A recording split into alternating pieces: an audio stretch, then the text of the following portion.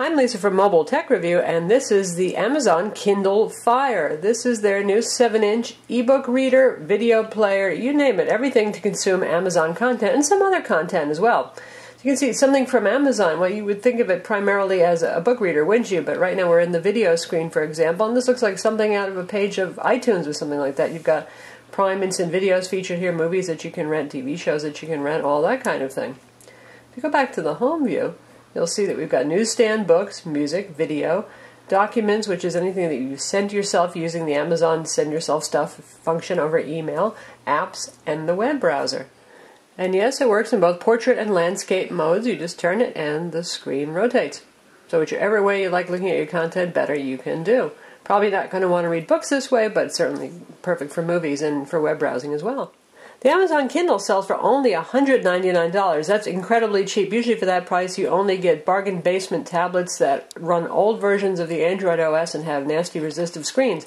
This is the first high quality product we've seen at this price point. And how does that work? Why does everybody else charge more for the tablets? Well, Amazon's willing to lose some money on the hardware if they need to, because they're hoping that you're going to subscribe to Amazon Prime service, which is going to cost you $80 a year, and you can stream about 10,000 movies and TV shows, and also get free second-day shipping when you purchase physical stuff from Amazon.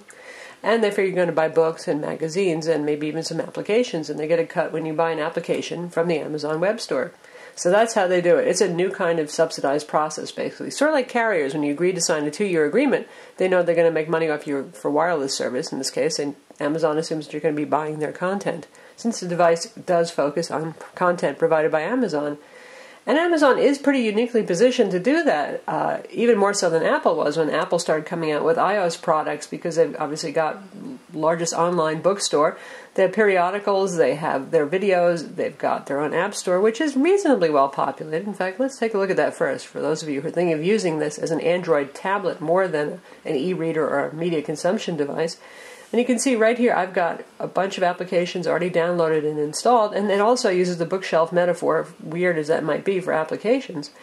And if you hit the store, you can see they have a couple of thousand apps. Now, they have most of the top apps that you're going to want, like IMDb, Flickster, Quick Office, Office Suites, that kind of stuff, but a couple of thousand pales in comparison to several hundred thousand on the full Android market, which you do not have direct access to on this device. This is a sandbox version of Android, heavily customized by Amazon, and by doing that they can make it very user-friendly, and you can count on vetted applications that don't have viruses or Trojans in them in their app store, but at the same time it's less easily expandable, extensible than a basic Android tablet. For example, compared to something like the Samsung Galaxy Tab 7 Plus that just came out, which is a couple $100 more, but is your basic open honeycomb tablet. You can put anything you want on it that's available for the Android market or off. You can also shop for Amazon apps, as a matter of fact.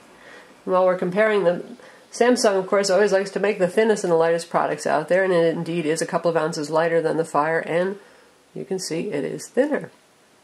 The Fire weighs 14.6 ounces, speaking of weight, and that's a bit heavy. You're going to feel this holding it in your hand. It's a little bit more like holding a hardback book than a light paperback book. Not horrible, but still. And if we compare it to its kissing cousin here, we've got the BlackBerry Playbook here, and they share a lot of hardware design heritage. In fact, they look quite similar. Similar thickness, both have soft touch backs. Inside here we've got a 1 GHz dual-core CPU, 512 megs of RAM, 8 gigs of storage with about 6 gigs available. And there is no expansion slot, no micro SD card slot, so you're not going to fit a huge amount of video content on here, let's say. You can put a good number of applications, plenty of books. Books tend not to be large. Magazines can be large, and a lot of the magazines are being delivered as applications. They're very rich and pleasing to look at, but we just downloaded an issue of a magazine, New Yorker, that was 129 megs just for one issue. And that's where the cloud storage thing comes in here. If we take a look back and say we go to our books, and you can see there's always a toggle here between cloud and what's actually on the device. And that works throughout with videos, with music. If you use the Amazon MP3 Music Store, anything you purchase from Amazon is stored on their servers, and you can pull it down anytime you want, and you don't need to permanently store it on the device. That's their way around the problem. Really, given the fact that flash storage is so cheap, I find it a little boggling they didn't give you more, though. I mean, because sometimes you do like to keep some favorite movies on the device, or you're going to go on vacation where you might not have access to Wi-Fi, and that can certainly be a problem. Barnes & Noble Nook tablet that's coming out this week as well does have an expansion card slot, and it has 16 gigs of storage as well, so they win in that respect.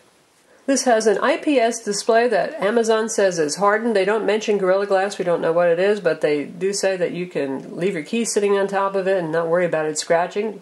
We haven't attacked it yet. So far it seems reasonably durable. Because it's IPS, it's very bright, it has great contrast, and very good viewing angles. As I turn it, you can still actually see the colors and what's on the screen. Very nice. Also important for reading where you want a sharp display. The Nook tablet that's coming out will also have an IPS display. Definitely a must-have for both books and for video consumption, but particularly for books. It has reasonably high pixel density. It's 1024 by 600 pixels. I wouldn't have minded a little higher, honestly, for books, but given the horsepower that's inside this, they probably thought that was about the most appropriate resolution that they could use for videos and not have the device bogged down when playing. Amazon says this is an anti-glare screen. Well, you can probably see it's glaring plenty. See those flashes there? That's just the nature of LCD displays. Unless you put a really deadening matte finish on top of them, they don't look as attractive. Well, it's going to look that way. And maybe somebody will come out with a good matte screen protector. And if you compare that to the Kindle Touch here, which is an e-ink based reader, you can see just about no glare. A little bit if you angle it around, but pretty easy to deal with that kind of thing. But you get that black text on a gray background kind of thing. Very easy on the eyes, certainly, and much better battery life. So it really depends on what you're looking for. If you primarily just want to read books, obviously something like the Kindle Touch is going to be a very good choice. It's only $100 if you get the ad-subsidized version. Can go for a month on battery and easy on the eyes. You do need to have light in the room to read, whereas with the Kindle Fire, you can read this in the dark, in dim lighting, which is rather nice. This runs Android OS 2.3 Gingerbread, but as I mentioned, unless you're an Android user and you notice the little telltale signs, you probably would have no idea because there's really no access to the usual Android desktop, widgets, application drawer, anything like that. It's all been covered over. You do have a tap there and you can see the controls here to get to wireless, volume, brightness, that kind of thing. And if you go to more, you see a very skinned-over version of Android settings. Fairly basic stuff. There are no buttons here. The only button is the teeny-weeny power button on the bottom here. And there's your micro USB port, and your headphone jack 3.5mm standard is on the bottom. Because there are no buttons, Amazon has a fairly pervasive button that will appear down here to control the device. Now when you're in the home screen, there's no home. Primarily this is a home button that we're talking about here. But say we go into a book. And this is my favorites view over here, what I've recently accessed.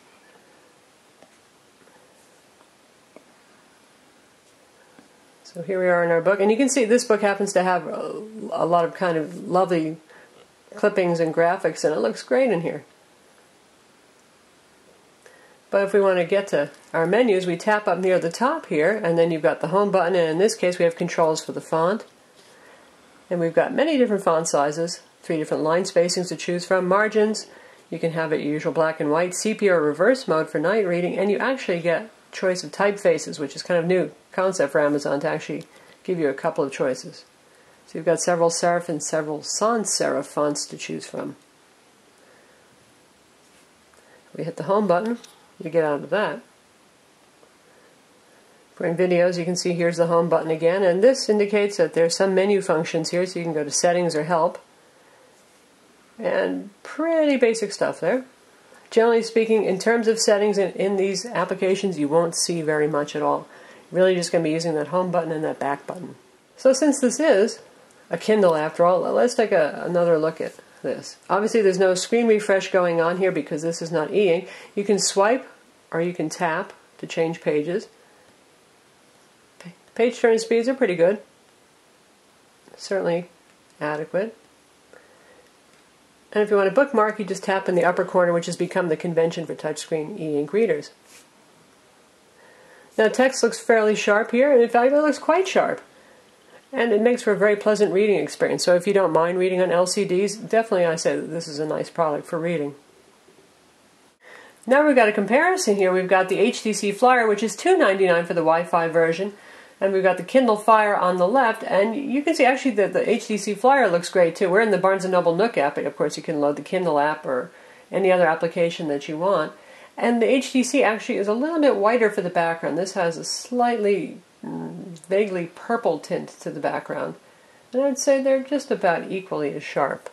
So in terms of being able to read ebooks on a LCD-based Android tablet, obviously you can do that on any Android tablet, Nook, Sony, Kindle. They're all available on tablets as well. One thing you won't be able to do with the Kindle Fire is load Barnes & Noble Nook or anybody else's ebook reader unless it's offered on the Amazon app marketplace, and you can be sure that they're not going to allow Barnes & Noble Nook on here, Sony Reader, any of those other applications. Now, for you adventurous types, if folks find a way to root this device, then it could be a go, and you certainly have an incredibly affordable, a $200 reader that you can use with any bookstore that you want that's available for Android. But as of right now, it's going to be only Kindle products for book reading. This uses Whisper Sync, and that means that it'll sync your last read page if it's a book that you bought from Amazon. And you get portrait orientation as well as landscape orientation. There is no facing pages view here, but honestly on a screen this size, I'm not sure that there's a whole lot of utility to having facing pages anyway. Now let's take a look at videos. And while we're here, we're going to try out. You get a free Amazon Prime membership for a month, by the way, to try out to see if you like it. But we're going to check out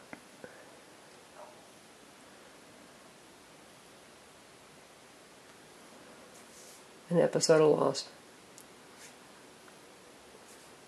And obviously this is over Wi-Fi. This is a Wi-Fi only product. There is no 3G or 4G version of the Kindle Fire.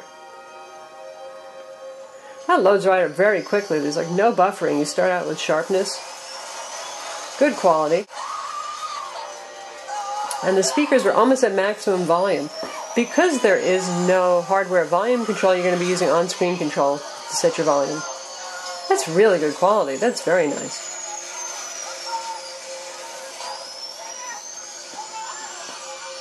And if you tap it, here's your volume slider right here. Your scrub control if you want to advance through it. And there's a little go back 10 seconds in case you just missed what happened. And a pause button. Sound comes out from the stereo speakers here, and you know, for a tablet this size, that's not bad sound, not bad volume, and you can use the headphone jack, of course, too. Now you can play your own videos as well. Here's access to the library, and the library will show you on the cloud anything that you've purchased from Amazon here, and anything that's on device. But oddly, our videos are not showing up. We put some MPEG-4 videos, which is what this supports. So we downloaded a free file manager. There are several available on the Amazon Marketplace, just like there is on the Android Marketplace, to find our videos using the File Explorer. And we've got a 1080p high-profile trailer we're going to check out now. Not so much of a point to be playing 1080p on this because obviously it's not a 1080p display. It does not have HDMI out, nor does it have DLNA for wireless sharing. But nice to see that it can do it, and it's doing a very good job. Very nice display. Smooth playback. Good times.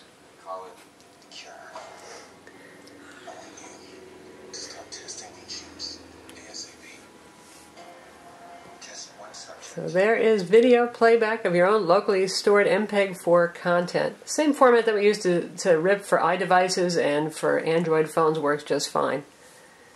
And in this case, if you want to get the home button back, you tap the little arrow here to get to the home button. A little weird. It'd be nice if there actually was a physical home button, but not the end of the world. You get used to it.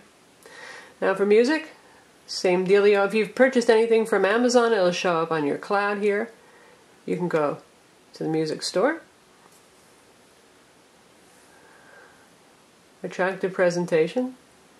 Everybody's probably pretty familiar with the Amazon MP3 store, so that works as you would expect. And then if we take a look at what I put on the device, that did show up. And sometimes it manages to find album art as well. We've put M4A and MP3 files on here. And that's what the interface looks like. Get nice big album art over here.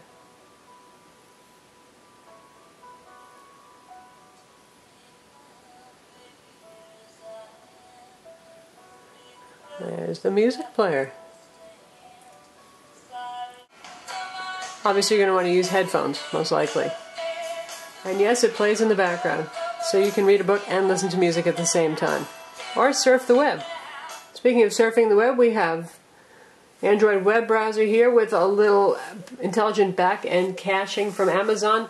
Now that Silk browser feature that they use, it depends on their being able to track user behavior. This device has only just come out, so they know what pages are accessed most often, so they can keep cache copies on their server, maybe to speed things up. But nonetheless, browsing speed is fine, and yes, it does have Adobe Flash. And now we'll check out our own web page.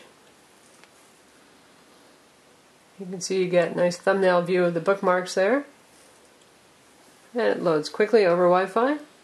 Scrolling speed reasonably good, a little jerky sometimes, but it's fine. Pinch zooming, yes. Double tap zooming. Yep. Not bad speed. And yeah, it can do Adobe Flash. We'll check out one of our video reviews so you can see it for yourself.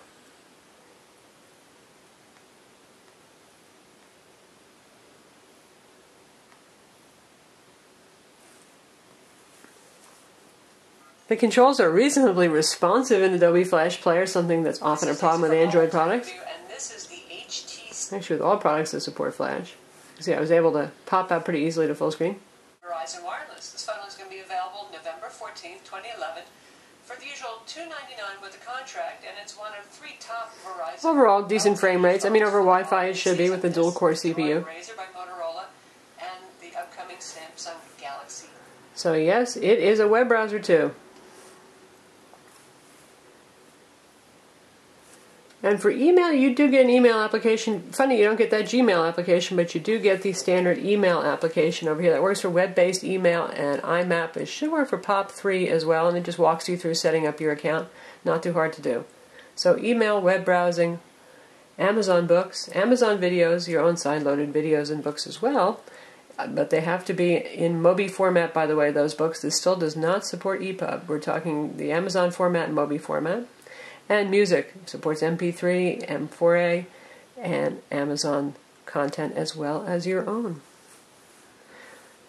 You also get some other cool stuff. You can stream Pandora Radio. This works with Hulu Plus. It's supposed to work with Netflix, but Netflix is not yet available for download. The device just came out today. I'm sure it will appear because Amazon and Netflix have both said it will be here. So it's nice to see a little bit of competition with services. You're not locked totally into Amazon's Prime Video store or their rental store. You can use Netflix, you can use Hulu Plus. Who knows what might come up in the future. For comics, we got a preloaded shortcut to Comics by Comixology here. And there are some Amazon format comics also in Mobi format or Amazon extension format. So just downloaded comics. And you can purchase comics to read inside of this application. Again, a very attractive graphical presentation. How about applications and games? We're going to check out the store for those of you who haven't ever looked at the Amazon App Store to see what's available. And again, these are the ones that I have installed, or some suggested ones that they have for all set up for download, and things that are already in my Amazon account too, indicated with a little download arrow in case I want to download them. And there's no folder organization here. It's just this list of applications, and you can't press and hold and drag them. You can press and hold add it to favorites, put it on your favorite screen, or you can remove it from device. So organization freaks, you won't be too thrilled. Anyway, let's take a look at the store. Again, a fairly graphical presentation here, and we've got things like Angry Birds featured, Plants vs. Zombies, and we'll take a look at some games. So here we are in the games, and we'll take a look at what the top games are. By the way, Amazon gives away a free application just about every day, so you'll often find something good for free. So we got a lot of the popular ones here: Cut the Rope, Angry Birds, Fruit Ninja, Secrets of Grizzly Manor, Bejeweled 2. We've got some EA games on board for launch. Battleheart, some kids games as well. Xenonia 2. So a lot of the top games are actually here for those of you who like to game. How about for you non-gamers?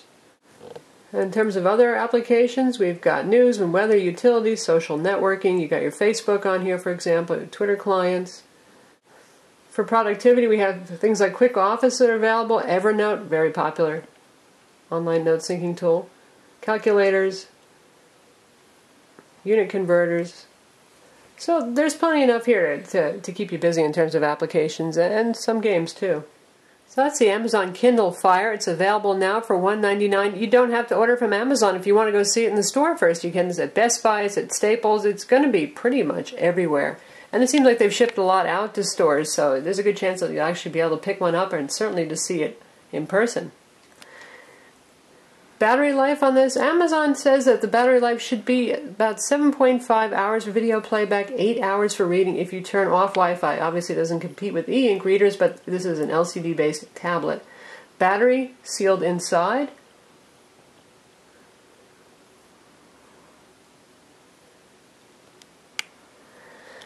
And Amazon does include a charger in the box, as they say it charges in 4 hours. And you can also charge it over USB, probably quite slowly given the fact that there's a fairly large battery in this guy, but at least you can do it. By the way, if you do want to transfer your own content to this, books, again in Mobi or Amazon format, MP3s, your own video files in MPEG-4 format, you can do so using a micro USB cable.